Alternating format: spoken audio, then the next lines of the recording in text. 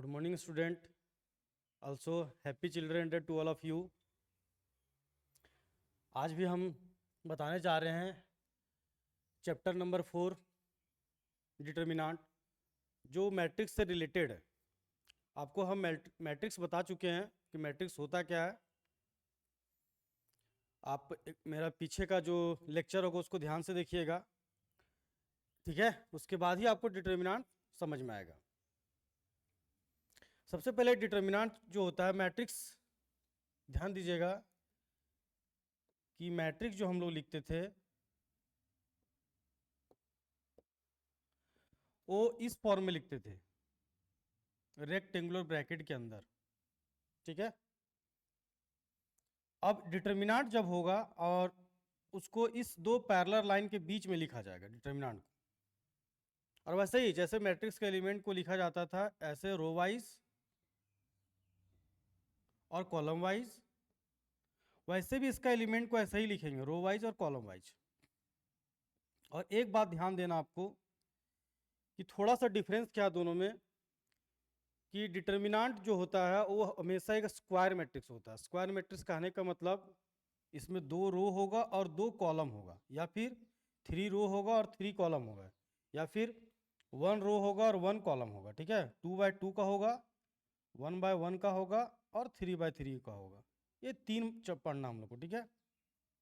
बहुत ही सिंपल है, ध्यान दीजिए। तो इसके बेसिस पे कुछ क्वेश्चन कैसे बनाया जाता है। सबसे पहला बात याद रखना आपको,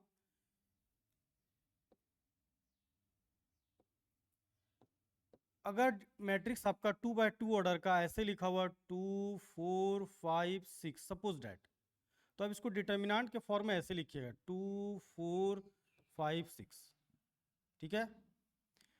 अगर 1x1 मैट्रिक्स के फॉर्म में ऐसे लिखा हुआ, मैट्रिक्स के फॉर्म में लिखा हुआ है -3 1x1 के फॉर्म में, इसको डिटर्मिनेंट के फॉर्म में क्या लिखिएगा, ऐसे डिटर्मिनेंट।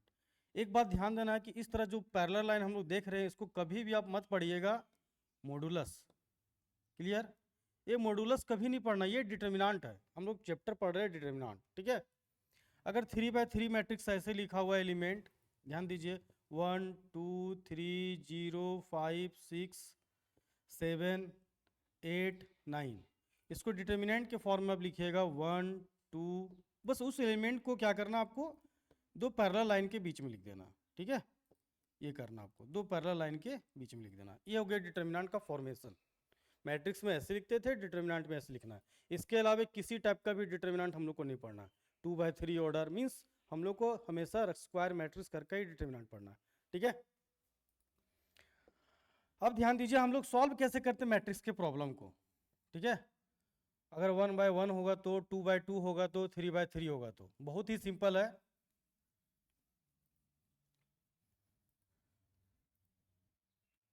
देख लीजिए, मान लीजिए कि 1x1 का डिटर्मिनेंट होगा, मीन्स डिटर्मिनेंट -3, तो इसको मॉडुलस कभी नहीं पढ़ना है, इसको डिटर्मिनेंट पढ़ना है।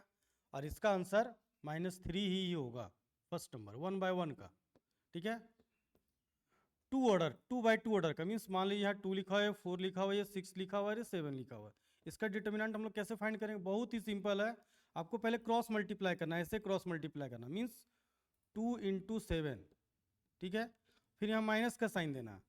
नेक्स्ट टाइम आपको ऐसे मल्टीप्लाई करना, इस टाइप का क्रॉस, मतलब ये हो गया मेन डायगोनल, ये हो गया सेकेंडरी डायगोनल, ये हो गया आपका 4 × 6, ठीक है।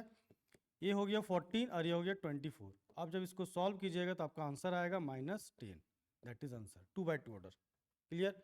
3x3 ऑर्डर का आपको हम पहले भी बता चुके हैं, जब हम क्वेश्चन बना रहे थे मैट्रिक्स का इन्वर्स फाइंड करने बोल रहे थे उसमें भी बताए थे। और 3x3 ऑर्डर का ध्यान से देखिए, इधर सपोज डैट यहाँ पे कोई एलिमेंट लिखा हुआ 2 3 4 0 5 6 0 0 और 2, ध्यान दीजिएगा।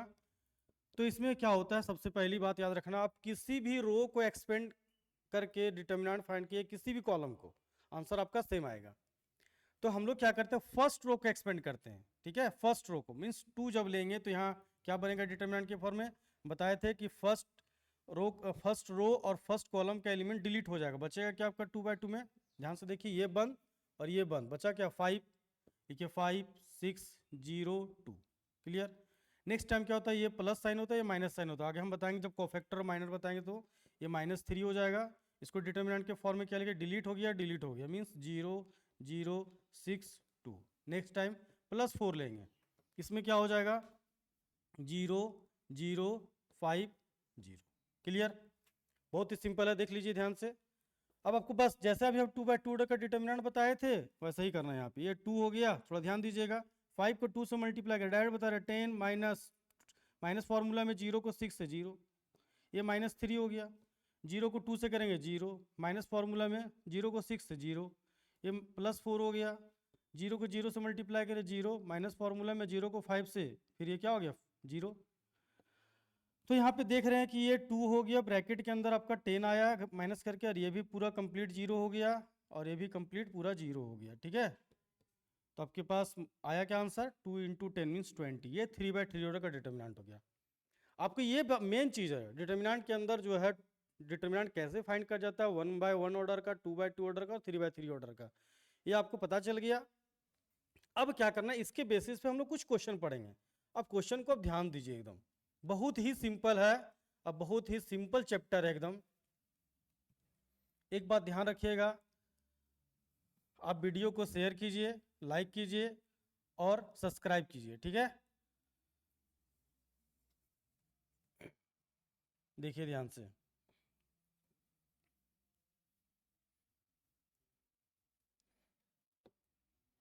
क्या लिखा हुआ बता रहा है, इफ ए या मैट्रिक्स 2/2 ऑर्डर का, आपको डिटर्मिनेंट फाइंड करना, कौन सा ऑप्शन है, बहुत ही सिंपल, आप 5 सेकंड में बना सकते हैं। पहले लिख लीजिए 2 4। ठीक है, इसका डिटर्मिनेंट फाइंड करने बोला, डिटर्मिनेंट ए इक्वल टू, जब मैट्रिक्स में ऐसे लिखा होगा डिटर्मिनेंट में आपको ऐसे लिखना है डिटर्मिनेंट ए, और इसका वैल्यू लिखना है दो पैरेलल लाइन के बीच में -5 और -1। कैसे आप सॉल्व कीजिएगा, अभी बताए थे आप। पहले मेन डायगोनल मल्टीप्लाई करना, मीन्स 2 × -1 इन -2। क्लियर। माइनस फॉर्मूला में होता है -5 × 4 -20, ये +20 हो जाएगा। अब इसको सॉल्व कीजिए, आंसर क्या है 18। अब चेक कीजिए, फर्स्ट ऑप्शन है -18 +18, सेकेंड ऑप्शन 0 और डी, आपका आंसर क्या है बी।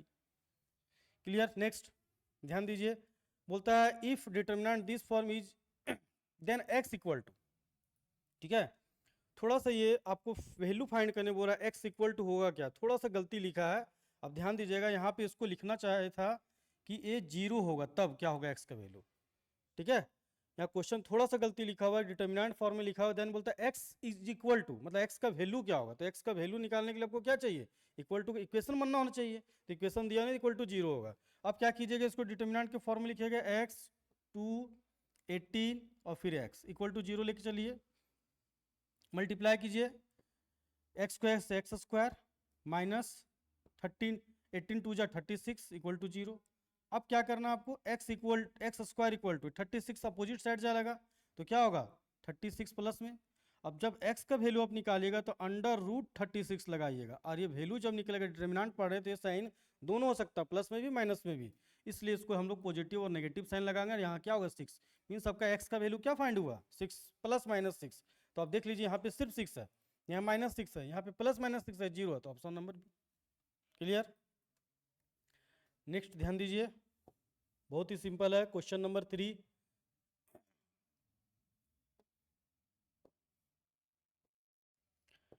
क्वेश्चन नंबर 3 क्या लिखा हुआ है, बोल रहा है डिटर्मिनेंट के फॉर्म में लिखा हुआ sine 10 degree minus cos 10 degree sine 18 degree cos 80 degree.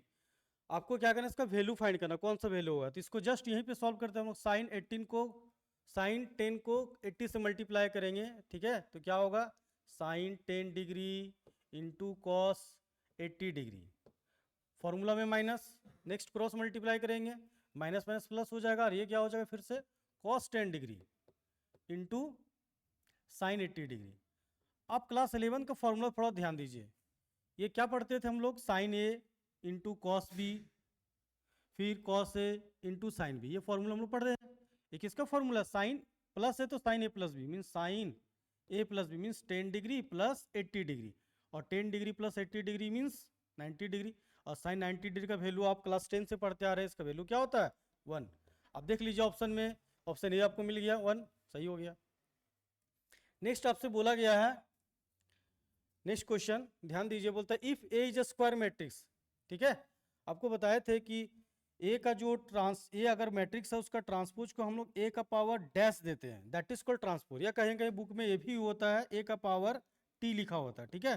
तो आपसे डिटर्मिनेंट में पूछा गया है, ध्यान दीजिए क्या बोला गया है, बहुत ही सिंपल, बोलता है if A is a square matrix then transpose of determinant A, transpose of determinants, अगर ए कोई स्क्वायर मैट्रिक्स है तो बोलता है उसका ट्रांसपोज का डिटर्मिनेंट किसके इक्वल होगा, ठीक है।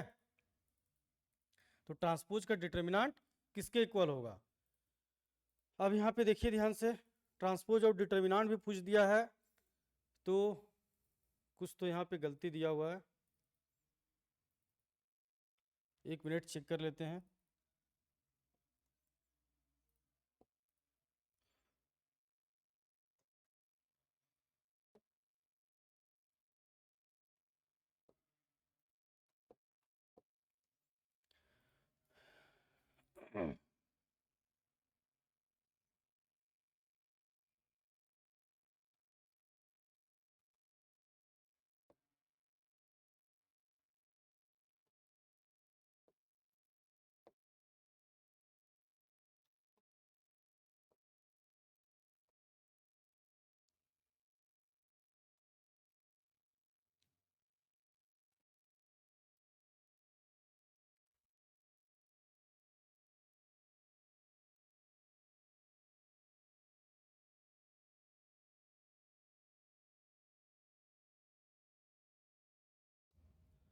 हाँ देखिए,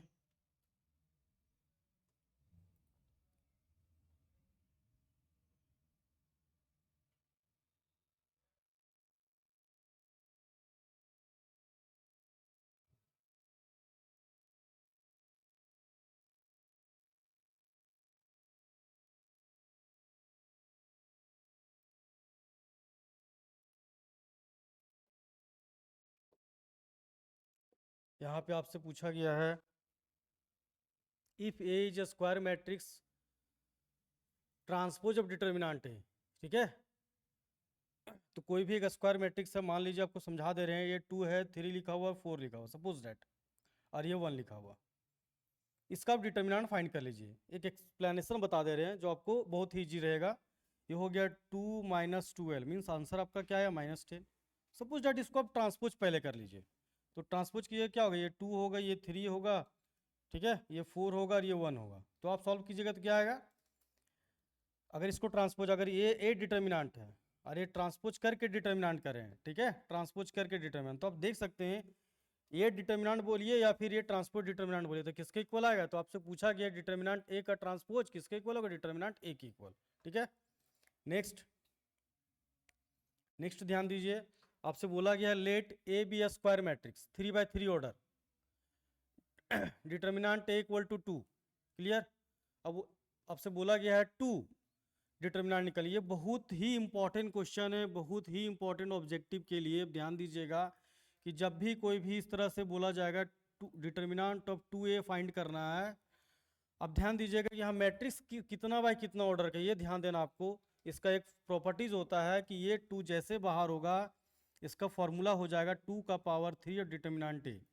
मतलब कहने का मतलब है अगर आपके पास कोई भी एक डिटर्मिनेंट है वो n ऑर्डर का, सपोज दैट, और आपसे बोला जाएगा कि k इंटू ए का डिटर्मिनेंट का वैल्यू क्या होगा, तो इसका फॉर्मूला होता है, सिंपल फंडा है कि k टू द पावर, ध्यान दीजिएगा कि कोई भी एक स्क्वायर मैट्रिक्स है जिसका ऑर्डर है n/1, n/n, कोई भी, अब आपसे बोला गया है कि डिटर्मिनेंट ऑफ k इंटू ए क्या होगा, तो इसका सिंपल सी बात याद रखना है कि जो कॉन्स्टेंट टर्म हो तो बाहर हो जाएगा डिटर्मिनेंट के अंदर, और जितना ऑर्डर का वो रहेगा वो पावर में लग जाएगा, के का पावर में, और डिटर्मिनेंट ये हो जाएगा। तो वही आपको फॉर्मूला यहाँ पे अप्लाई करना है कि ये 2 बाहर हो गया कॉन्स्टेंट टर्म, और कितना ऑर्डर क्या था, 3/3 ऑर्डर, तो ये हो क्या गया 8, और डिटर्मिनेंट ए का वैल्यू आपके पास बुक में ये क्वेश्चन में दिया हुआ क्या है 2 है, तो आप 2 से यहाँ मल्टीप्लाई कीजिए, मीन्स आंसर आपका क्या आ गया 16। अब 16 कौन सा ऑप्शन है, ये क्लियर। नेक्स्ट ध्यान दीजिएगा, थोड़ा सा आपको कॉन्सेप्ट क्लियर रखना होगा जो आपको हम बता चुके हैं। यूनिट मैट्रिक्स जिसको आइडेंटिटी मैट्रिक्स बोलते हैं, देखिए ध्यान से, बोलता है आई इज आइडेंटिटी मैट्रिक्स, लिख भी दिया है आई इज आइडेंटिटी मैट्रिक्स, ठीक है। बोलता है उसका डिटर्मिनेंट क्या होगा। तो अगर आपको मान लीजिए कि डायरेक्ट आपको नहीं पता चल रहा है तो आप कुछ भी ले लीजिए, एक आइडेंटिटी मैट्रिक्स 1/1 और 2/2 ऑर्डर का ले लीजिए या 3/3 ऑर्डर का। 2/2 ले लेते हैं, मान लीजिए यहाँ 1 है, यहाँ 0 है और यहाँ पे 0 है 1 है। आप डिटर्मिनेंट इसका फाइंड कीजिए, तो 1 को 1 से मल्टीप्लाई किया 1, इधर क्या आएगा 0, मीन्स आपका आंसर क्या आएगा 1। तो आप 3/3 ऑर्डर भी लेके बनाइएगा तो आपका आंसर वही आएगा। तो आपको ध्यान देना, कभी भी यूनिट मैट्रिक्स का आपसे अगर डिटर्मिनेंट निकालने के लिए बोलेगा तो हमेशा याद रखिएगा आपको क्या लिखना है, 1 लिखना है। ये बहुत ही इंपॉर्टेंट है। आपका ऑप्शन नंबर सी हो गया, ठीक है। नेक्स्ट वेरी सिंपल क्वेश्चन, ध्यान दीजिए यहाँ पे वेरी सिंपल क्वेश्चन। एक डिटर्मिनेंट के फॉर्म में लिखा हुआ है, ये क्वेश्चन थोड़ा, हाँ ये सही लिखा हुआ है, इसके पीछे जो था क्वेश्चन वो थोड़ा रॉन्ग था, क्योंकि वहाँ पे इक्वेशन नहीं दिया हुआ था और बोल रहा था एक्स का वैल्यू निकाल। यहाँ पे इक्वेशन दिया, अभी जस्ट आपको बताया एक्स को 1 से मल्टीप्लाई किया एक्स आ जाएगा x - 4 इक्वल टू 0, तो x का वैल्यू क्या फाइंड हो गया जी 4, ठीक है, ये हो गया। नेक्स्ट आप क्वेश्चन नंबर ये 7 हो गया। 7 के बाद हम लोग देखते हैं इसका ऑप्शन, देख लेते हैं कहाँ पे लिखा हुआ है, देख लीजिए यहाँ पे फिर से दिया गया ऑप्शन, ठीक है। ऑप्शन नंबर आप चूज कर लीजिए, क्या आया था अभी हम लोग का आंसर, तो हम लोग का आंसर आया था 4, ठीक है। 4 ऑप्शन कौन सा है, ऑप्शन भी यहाँ पे गलत लिखा हुआ है, ठीक है। फिर से देख लेते हैं, ये x हो गया -4 हो गया इक्वल टू 0। अब x का वैल्यू फाइंड कीजिएगा तो क्या आएगा 4, ऑप्शन थोड़ा गलत लिखा हुआ है, ये 4 होगा -4 नहीं। आप यहाँ पे थोड़ा सा करेक्शन कर लीजिएगा और इसका आंसर 4 होगा, ठीक है। होता है कभी कभी गलती दिया हुआ रहता है। अब ध्यान दीजिए, आपको डिटर्मिनेंट फाइंड करने बोला है। अभी जस्ट हम आपको एक एग्जांपल बताए थे डिटर्मिनेंट का 3/3, लगता है सेम ही क्वेश्चन था, इसमें हम लोग का डिटर्मिनेंट का वैल्यू देखिए। अब आपको जैसे डिटर्मिनेंट आ गया तो कुछ भी ऑर्डर का आए 2/2 या 3/3, थोड़ा कोशिश कीजिएगा आप कम टाइम में सॉल्व करने की। मीन्स 2 का आप क्या करें, डिटर्मिनेंट निकाल रहे हैं, फर्स्ट रो का 2 लीजिएगा तो क्या होगा, ये कैंसिल ये कैंसिल, मीन्स 2 इंटू ब्रैकेट के अंदर क्या आ गया 10, सेकेंड एलिमेंट लीजिएगा 3, ये रो ये कॉलम कैंसिल ये रो कैंसिल, इसको इससे मल्टीप्लाई 0 आएगा। नेक्स्ट टाइम लीजिएगा +4 डिलीट और ये डिलीट, इसको मल्टीप्लाई कीजिए क्या आ गया 0, मीन्स ये कंप्लीट 0 ये कंप्लीट 0, आपके पास आंसर क्या आया 20, ऑप्शन नंबर। तो आपको कॉन्सेप्ट क्लियर रखना होगा तो आप बहुत ही कम टाइम में 2 से 3 सेकंड में सॉल्व कर सकते हैं, ठीक है। नेक्स्ट देखिए, आपसे बोला गया है determinant of null square matrix will be, आपसे बोला गया नल, मतलब सिंपल सी बात बोला, नल स्क्वायर मैट्रिक्स। नल का मतलब आपको समझाया थे कि सारा एलिमेंट क्या होता है, 0 होता है। नल मैट्रिक्स का मतलब हो गया सारा एलिमेंट मतलब 0 मैट्रिक्स। नल में कोई बच्चा क्या होता है, 0 मैट्रिक्स ना भूल जाता है और उसको जीरो मैट्रिक्स याद रखा है, उसको क्या करता है क्वेश्चन में दे देता है नल मैट्रिक्स, तो बच्चा थोड़ा कंफ्यूज हो जाता है। तो कोई याद भी रखना मैट्रिक्स का नेमिंग याद रखना, ठीक है। तो आपसे बोला 0 मैट्रिक्स का क्या होगा, डिटर्मिनेंट क्या होगा, तो क्या होगा 0 होगा, सिंपल सी बात। नेक्स्ट देखिए, एक और बहुत ही सिंपल से सवाल पूछा गया है, area of triangle of is always. आप किसी का भी एरिया निकालिए, मतलब ये फिगर है या फिर ये फिगर है या फिर ये फिगर, किसी टाइप का भी एरिया निकालिए, आपको मालूम होगा किसी टाइप का भी एरिया निकालिएगा, कोई भी स्पेस का भी एरिया निकालिएगा तो हमेशा क्या होता है, पॉजिटिव ही होता है। मीन्स आपसे बोला क्या नेगेटिव होगा क्या पॉजिटिव होगा क्या 0 होगा, नन ऑफ दीज होगा, तो हमेशा क्या होता है पॉजिटिव होता है, क्लियर। नेक्स्ट ध्यान दीजिए, 11 नंबर क्वेश्चन बहुत ही सिंपल है। 11 नंबर क्वेश्चन में लिखा हुआ square matrix A is invertible ई, ठीक है। एक स्क्वायर मैट्रिक्स है जो आपसे बोला गया है A is square matrix invertible if, बोलते हैं एक स्क्वायर मैट्रिक्स है, ठीक है, इन्वर्टेबल। इन्वर्टेबल मतलब इन्वर्स, ध्यान दीजिएगा। तो इस ये इन्वर्स क्या होगा, बोलता क्या डिटर्मिनेंट ए इक्वल टू 0 होगा, डिटर्मिनेंट ए इक्वल टू 1 होगा, determinant A not equal to 0 होगा और नन ऑफ दीज होगा। तो सिंपल सी बात रखना, अगर ए कोई मैट्रिक्स है तो उसका इन्वर्स क्या होता है, ए का पावर -1 करके लिखते हैं, जिसको हम लोग इन्वर्स पढ़ते हैं, ठीक है। तो यहाँ तो सिंपल सी बात पूछा, square matrix A is invertible if, invertible कब होगा, तो आपको एक बहुत ही सिंपल बात बताए थे, ध्यान दीजिएगा। आप बताए थे कोई मैट्रिक्स का आप इन्वर्स तभी फाइंड कर सकते हैं जब वो एग्जिस्ट करेगा। एग्जिस्ट का मीनिंग आपको समझाए थे, एक बताए थे सिंगुलर मैट्रिक्स, एक बताए थे नॉन सिंगुलर मैट्रिक्स। तो सिंगुलर मैट्रिक्स के केस में क्या बताए थे कि किसी का भी डिटर्मिनेंट निकालेगा तो जीरो आएगा, दैट इज कॉल्ड एसएम, मतलब सिंगुलर मैट्रिक्स। और जब डिटर्मिनेंट का वैल्यू जीरो नहीं आता है तो उसको क्या बोलते हैं, that is called N S M, non singular matrix. तो आपको बताया था कि इन्वर्स उसी का फाइंड होता है जो नॉन सिंगुलर मैट्रिक्स होता है, मतलब डिटर्मिनेंट का वैल्यू जीरो नहीं होना चाहिए। तो अगर कॉन्सेप्ट आपको मालूम है तो 2 से 3 सेकंड में आप टिक लगा सकते हैं कौन सा ऑप्शन सही होगा, ठीक है। नेक्स्ट ये हो गया। उसके बाद आपको क्या किए थे हम if A is invertible matrix then A inverse. आपको जस्ट अभी कहीं लिखे भी थे या फिर पीछे क्लास में बताएं मैट्रिक्स चैप्टर में कि अगर कोई मैट्रिक्स ए है, सिंपल सी बात समझिए, ए मैट्रिक्स है, उसका इन्वर्स फाइंड करने बोलता है, तो आपको बताए थे हम एक होता है एलिमेंट्री ऑपरेशन से होता है जिसमें से ट्रांसफॉर्मेशन अप्लाई होता है या फिर कॉलम अप्लाई होता है, ट्रांसफॉर्मेशन में रो ऑपरेशन या कॉलम ऑपरेशन। और दूसरा बताए थे कि इन्वर्स तभी निकलता है किसी मैट्रिक्स का जब वो नॉन सिंगुलर मैट्रिक्स होता है, नॉन सिंगुलर मैट्रिक्स। और उस केस में इन्वर्स निकालने का रूल क्या होता है adjoint of A by determinant A of A. बस याद रखिएगा कि इस केस में डिटर्मिनेंट का वैल्यू कभी भी जीरो नहीं होना चाहिए। तो मीन्स ये इन्वर्स निकालने का आपका कोई भी मैट्रिक्स का स्क्वायर मैट्रिक्स का फॉर्मूला है। अब चेक कीजिए आपका ऑप्शन कहाँ पे दिख रहा है, यहाँ बता रहा है एडज्वाइंट ए, जो कि रॉन्ग है। वो रहा है 1 by determinant A into adjoint A, ये सही है क्योंकि एडज्वाइंट 1 से मल्टीप्लाई करेंगे इसको तो ये आएगा। और फिर नेक्स्ट बता रहा है minus A 1 by determinant A into adjoint A, ये तो गलत, पूरा गलत है। और नन ऑफ दीज, ये तो गलत है। मीन्स आपका ऑप्शन नंबर कौन सा सही हो गया, बी सही हो गया। अब नेक्स्ट ध्यान दीजिए थोड़ा सा,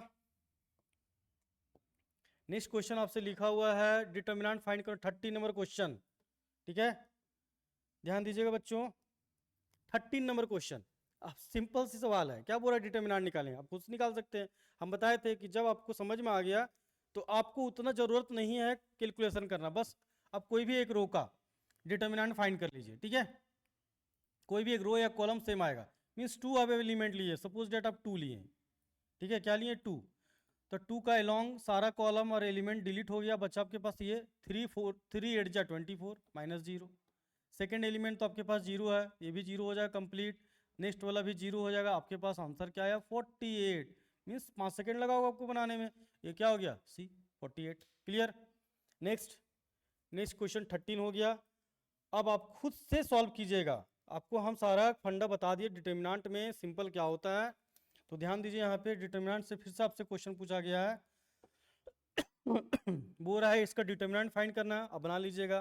15 नंबर डिटर्मिनेंट फाइंड करना, अभी इसको सॉल्व कर सकते हैं। 16 number which of the following is correct, कौन किसके इक्वल है, अभी जस्ट आपको जस्ट क्वेश्चन अभी पीछे बताया तो उसी के बेसिस पे ध्यान दीजिए, आप देखते हैं ये क्वेश्चन आपका सही हो गया, ठीक है। क्वेश्चन नंबर 17 ये हो गया 17, ध्यान दीजिए। आप ये भी ध्यान दीजिएगा कि एक स्क्वायर मैट्रिक्स का ही हम लोग डिटर्मिनेंट फाइंड करते हैं, ठीक है, स्क्वायर मैट्रिक्स का ही डिटर्मिनेंट फाइंड होता है। बोलता value of determinant is a matrix exist if matrix square matrix, rectangular matrix, any matrix, none of this. अभी जस्ट आपको बताएं और बताते आ रहे हैं कि स्क्वायर मैट्रिक्स का ही डिटर्मिनेंट एग्जिस्ट करता है, ठीक है। 18 नंबर क्वेश्चन बहुत ही सिंपल, अभी बस इस टाइप का क्वेश्चन बताएं। इस टाइप का क्वेश्चन एग्जाम में आने का बहुत ही चांस है, आप ध्यान दे लीजिएगा। बस इसको क्रॉस मल्टीप्लाई करके इक्वेशन जस्ट बनेगा, और लीनियर इक्वेशन आपको सॉल्व करना है, और आपको क्या करना है एक्स का वैल्यू फाइंड करना है, ठीक है। क्वेश्चन नंबर ये हो गया आपका 18। 18 के बाद देखिए 19 डिटर्मिनेंट ही फाइंड करना है, 20 नंबर डिटर्मिनेंट ही फाइंड करना है, 21 डिटर्मिनेंट ही फाइंड करना है। क्लियर, ये सारा सिंपल है, आप इसको खुद से कर लीजिएगा। क्वेश्चन नंबर 22 डिटर्मिनेंट फाइंड करना है, 23 डिटर्मिनेंट फाइंड करना है, 24 डिटर्मिनेंट फाइंड करना है। इसका मतलब क्या होता है, ये भी एक डिटर्मिनेंट का सिंबल है, ठीक है। ध्यान दीजिए, कोई भी मैट्रिक्स अगर दिया हुआ तो उसका डिटर्मिनेंट का, मान लीजिए एक मैट्रिक्स ए है तो उसको डिटर्मिनेंट के फॉर्म में आप ए भी लिख सकते हैं। अगर कोई भी डिटर्मिनेंट, मान लीजिए डिटर्मिनेंट है, यहाँ लिखो 2 3 4 5, इसका कोई सिंबल नहीं दिया हुआ, ठीक है, कोई भी सिंबल नहीं दिया हुआ, मतलब किस टाइप का मैट्रिक्स था वो सिंबल नहीं है, ठीक है, ये 5 लिखा हुआ। तो अब क्या कीजिएगा, इसको ऐसे भी रिप्रेजेंट कर सकते हैं, मीन्स डेल्टा के फॉर्म में, that is called also determinant symbol, ठीक है। तो आपसे बोला कि ये डिटर्मिनेंट के फॉर्म में है, ठीक है। तो ये डिटर्मिनेंट के फॉर्म में लिखा हुआ आपसे बोल रहा कोफैक्टर क्या होगा। ये कोफैक्टर बहुत ही इंपॉर्टेंट है, ये क्वेश्चन आपके लिए बहुत ही इंपॉर्टेंट है। कोफैक्टर होता क्या है वो भी बता दे रहा आपको, थोड़ा सा बता दे रहे, ध्यान दीजिए। सपोज डैट जैसे आप लिखे यहाँ पे सबसे पहले आपको बताते हैं एक माइनर के बारे में। माइनर क्या होता है, ठीक है। माइनर क्या होता है, किसी भी डिटर्मिनेंट के अंदर किसी भी पार्टिकुलर एलिमेंट का। जैसे मान लीजिए यहाँ 2 लिखा हुआ, ये 3 लिखा हुआ, ये 4 लिखा हुआ, ये 5 लिखा हुआ, ठीक है। आपसे बोल दिया कि सर ये बताइए कि 2 का माइनर क्या होगा। 2 का माइनर, इस एलिमेंट को हम लोग किस नाम से जानेंगे, तो कैपिटल इसको अगर माइनर के फॉर्म में हम लोग सॉल्व करते हैं तो इसको किस नाम से हम लोग जानेंगे। इस एलिमेंट को हम लोग सिंपल पहले क्या बोलते थे, A11 एलिमेंट का नाम। इसको क्या बोलते थे, A12। इसको क्या बोलते थे, A21। इसको क्या बोलते थे, A22। क्लियर। जब आप माइनर फाइंड कीजिएगा तो इसको माइनर के फॉर्म में बोलेंगे M11, M फॉर माइनर 11, बस M चेंज हो गया। इसका नेमिंग क्या हो जाएगा, M12। इसका नेमिंग क्या हो जाएगा, M22। इसका नेमिंग क्या हो जाएगा, M21। अब आपसे बोला क्या 2 का माइनर क्या होगा, तो ध्यान दीजिए माइनर आपको कुछ ना कुछ नहीं है ना, 1 1 मतलब first element, first row first column का एलिमेंट। तो जिसका भी आपको माइनर निकालने बोलेगा ध्यान दीजिएगा उसका रो का एलिमेंट डिलीट, उसका कॉलम का एलिमेंट डिलीट। रो का एलिमेंट डिलीट, कॉलम का एलिमेंट डिलीट, जिसमें वो बिलोंग कर रहा है।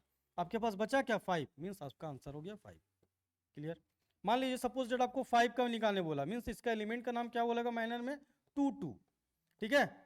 अब इसका फाइंड करना होता है, इसका रो का एलिमेंट डिलीट, इसका कॉलम का एलिमेंट डिलीट। आपके पास बचा क्या, ये 2 बचा, इसका माइनर 2 हो गया।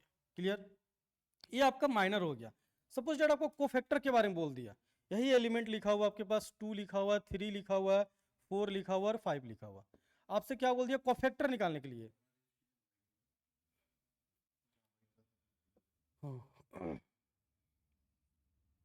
देखिए मान लीजिए आपसे कोफैक्टर निकालने के लिए बोल दिया, ठीक है। इसी का कोफैक्टर आपको निकालने बोल दिया। अब कोफैक्टर क्या है, देखिए यहाँ पे ये लिखा हुआ है 2, ये 3, ये लिखा हुआ आपके पास 4 और ये 5। मान लीजिए इसका कोफैक्टर, तो माइनर में इसको जो बोलते थे, अब एक इसका नाम कोफैक्टर में हो जाएगा A कैपिटल 11। कोई कोई बुक में इसको C करके लिखा रहता है, C11 mean C for cofactor. इस एलिमेंट का नाम क्या होगा, C कोफैक्टर में 1 2। इसमें क्या बोलेंगे, C22। इसमें क्या बोलेंगे, ये 2 1 हो गया। इसमें क्या होगा, C22। अब मान लीजिए आपको कोफैक्टर निकालने बोला, कौन सा निकालने बोला, कोफैक्टर C22 का। क्लियर, मतलब 5 का एलिमेंट। तो आपको जिसका निकालने बोला उसका कॉलम का एलिमेंट डिलीट, इसका रो का एलिमेंट डिलीट। क्लियर। अब ध्यान दीजिए, इसका रूल होता है कोफैक्टर निकालने का, ठीक है। IJ का रूल होता है कि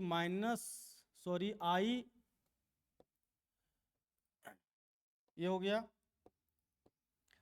I प्लस J, ठीक है।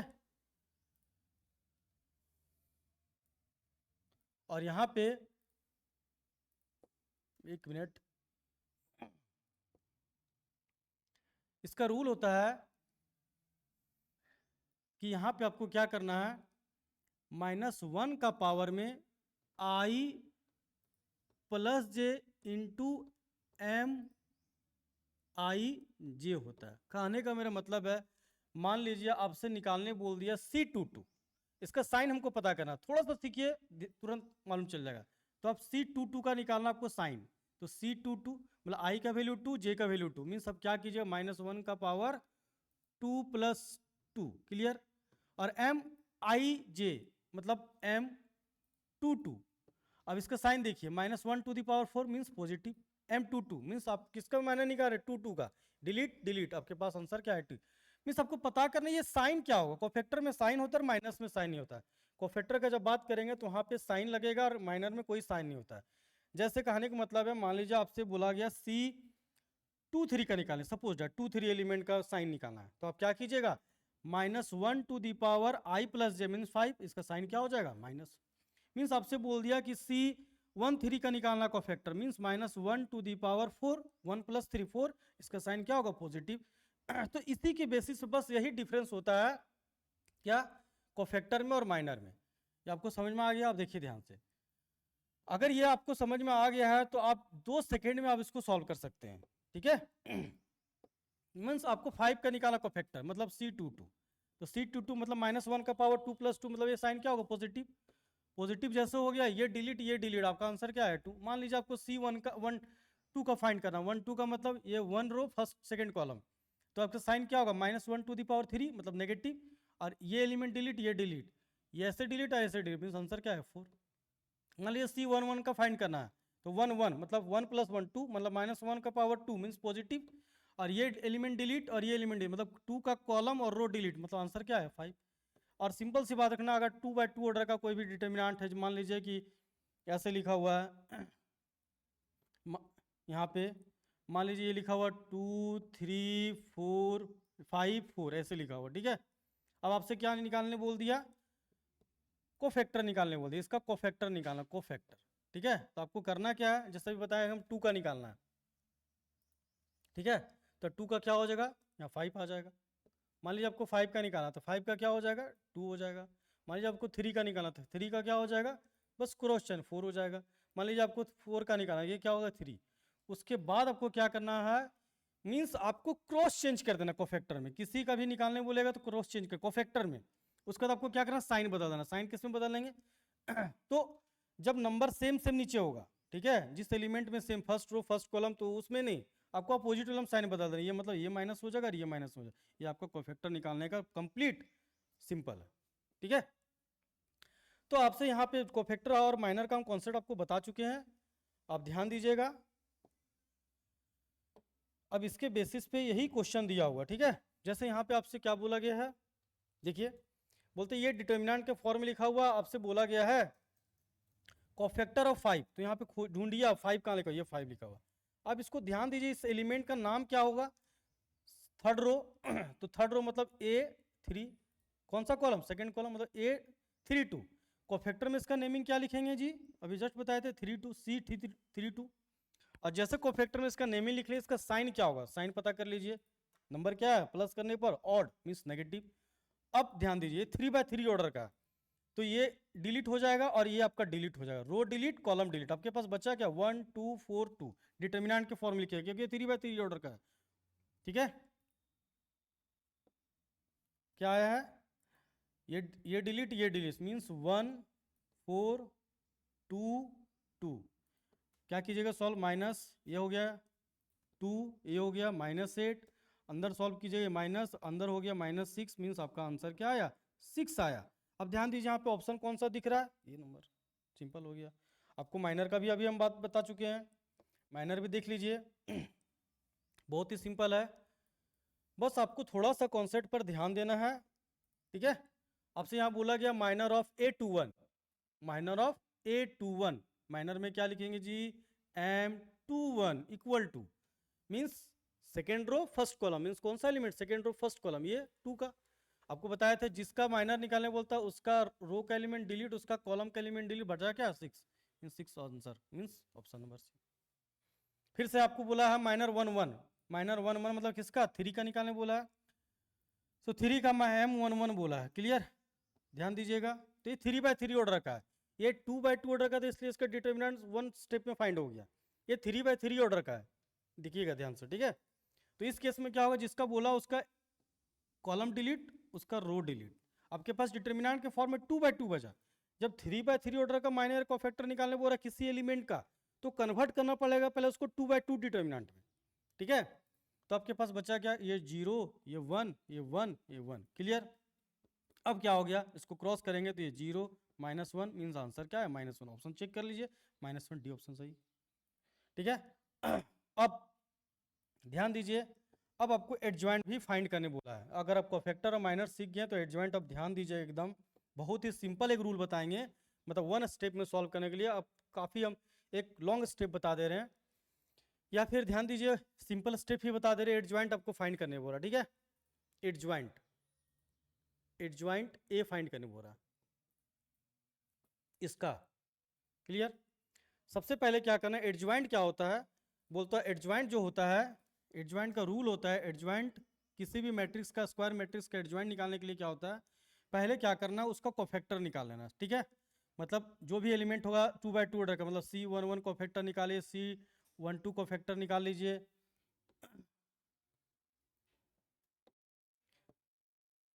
ठीक है।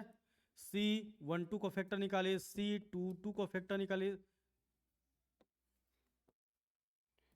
C21 को फैक्टर, C22 को फैक्टर। जो को फैक्टर आपका निकलेगा उसको क्या किए, ट्रांसपोज, दैट इज आंसर। उसको ट्रांसपोज कर दिए, मतलब यहाँ पे लिखिए C11, यहाँ पे C12, यहाँ पे लिखिएगा C21, यहाँ पे लिखिएगा C22 का एलिमेंट, आंसर हो गया। तो जस्ट यही है। देखिए कोशिश करते हैं हम एक स्टेप में बताने के लिए, एक रूल लिख देंगे हम। सबसे पहले क्या हो गया, 2 का कोफैक्टर फाइंड कीजिएगा, मतलब C11, मतलब ये पॉजिटिव होगा, यहाँ पॉजिटिव साइन दे दीजिए, ठीक है। ये डिलीट, बचा क्या आपके पास 4। देखिए 3 का निकालना है, means C12 means negative sign, ये माइनस दे दीजिए। ये डिलीट, आपके पास बचा क्या -5, ठीक है। नेक्स्ट निकालना आपको C21 नेगेटिव, इसका कोई मतलब नहीं है क्या है साइन, उससे कोई मतलब नहीं। ये डिलीट, बचा क्या 3, ये 3 लिख दीजिए। नेक्स्ट 4 का क्या हो जाएगा, तो कौन सा साइन होगा, पॉजिटिव साइन, यार क्या आएगा 2। इसको एक स्टेप और बढ़ा लीजिए आप, ये क्या आ गया 4, ये क्या हो गया -3, ये क्या हो गया -+5, और ये क्या हो गया 2। एडजॉइंट निकालने के लिए यहाँ पे ट्रांसपोज लगा दीजिएगा, एक स्टेप में हम लोग निकाल रहे हैं, ट्रांसपोज लगा दिए। अब इसको ट्रांसपोज कर दिए, ट्रांसपोज मतलब आपको बताए थे जो रो वाला है उसको कॉलम में बदलिए, जो कॉलम वाला उसको रो में बदलिए। मीन्स ये हो गया 4, ये 5, और ये -3, और ये हो गया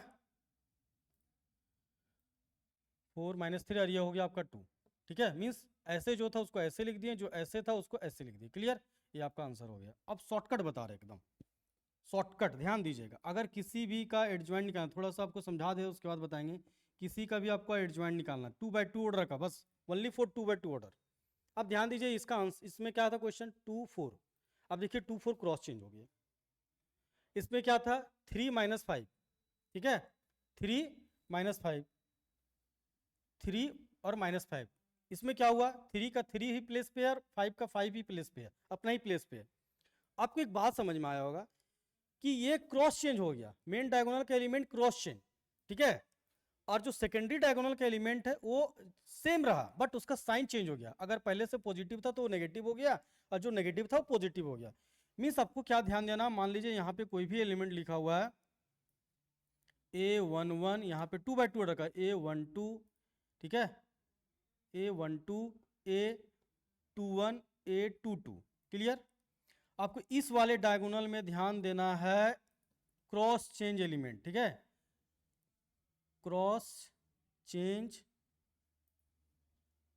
एलिमेंट। इसमें क्या होना है, एलिमेंट क्रॉस चेंज हो जाता है, ठीक है। इसमें क्या ध्यान देना है, इसमें आपको ध्यान देना है साइन चेंज, साइन चेंज, मतलब जो साइन पहले से होगा वो साइन चेंज होगा। आप एक ही स्टेप में 2/2 ऑर्डर का एडजॉइंट फाइंड कर सकते हैं, ओनली वन स्टेप में, और वो भी 2 से 3 सेकेंड में। इस वाले में ध्यान देना आपको क्रॉस चेंज एलिमेंट, मतलब जो एलिमेंट होगा उसको आपस में प्लेस बदल देना है। और इस वाले में सिर्फ साइन चेंज, पहले से अगर पॉजिटिव होगा तो नेगेटिव डालना, नेगेटिव होगा तो पॉजिटिव डालना, बस। ये आपका एक एडजॉइंट निकालने का एक शॉर्टकट फॉर्मूला हो गया, रूल हो गया, ठीक है। नेक्स्ट ध्यान दीजिए, ये हो गया 28। हम लोग को लग रहा है 1 मार्क्स का क्वेश्चन जो था सारा कंप्लीट हो गया है, ठीक है। अब यहाँ से 28, अभी भी कुछ कुछ बचा हुआ है, देख लेते हैं 28 का क्वेश्चन। हाँ, इसका तो आंसर बता दिए हम, ठीक है, इसका तो आंसर आपको बता चुके हैं। ऑप्शन सारा यहाँ भी दिख रहा है, देखिए ध्यान से, ऑप्शन यहाँ भी है। आपको क्या बताए थे, इसका जो एडजॉइंट निकालना था, ये हो गया क्रॉस चेन, ये 4, ये 2, और इसमें क्या हो गया था साइन चेंज, ये -3 और ये 5। अब देख लीजिए, ये है, बी है, यहाँ पे लिखा हुआ सी है, फिर डी है, तो आपको कौन सा दिख रहा है, मैच कीजिए, इससे मैच हो रहा है, मीन्स आपका डी ऑप्शन सही है। क्लियर, ये भी देखिए ध्यान से, अभी जस्ट आपको बताया थे, बोल रहा है इफ एक मैट्रिक्स है n/n ऑर्डर का, तो डिटर्मिनेंट k × a क्या होगा, अभी जस्ट बताए थे। जब भी इस तरह का फॉर्म आएगा, आप पहले सबसे पहले इस पर ध्यान दिया ऑर्डर क्या है, और जैसे ऑर्डर पता चल जाता है डिटर्मिनेंट से कांस्टेंट टर्म बाहर निकलेगा, और k⁴n डिटर्मिनेंट a हो गया।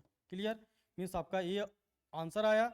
अब मैच कीजिए वो किसके इक्वल है, ये है गलत, ये है, ये भी गलत हो गया, ये है, ये भी गलत हो गया क्योंकि यहाँ पे पावर n लगा हुआ है, तो ये ऑप्शन नंबर बी करेक्ट हो गया। ठीक है, ये हम लोग का क्वेश्चन नंबर 29।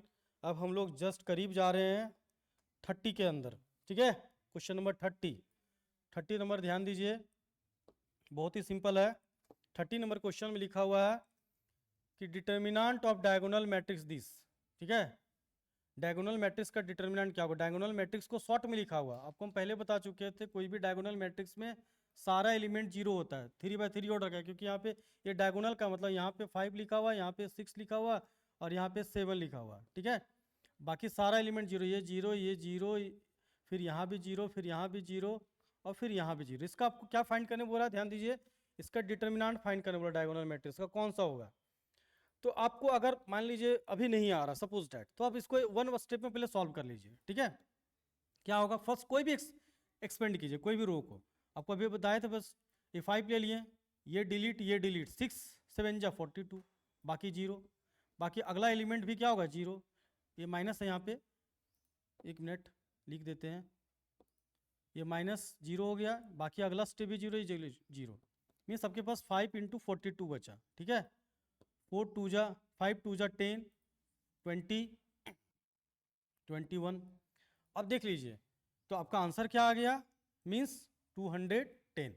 तो आप इसे सॉल्व कर सकते हैं, और इस केस में आपको शॉर्टकट भी बता दे रहे हैं, ध्यान दीजिए, शॉर्टकट बता रहे हैं एकदम सिंपल।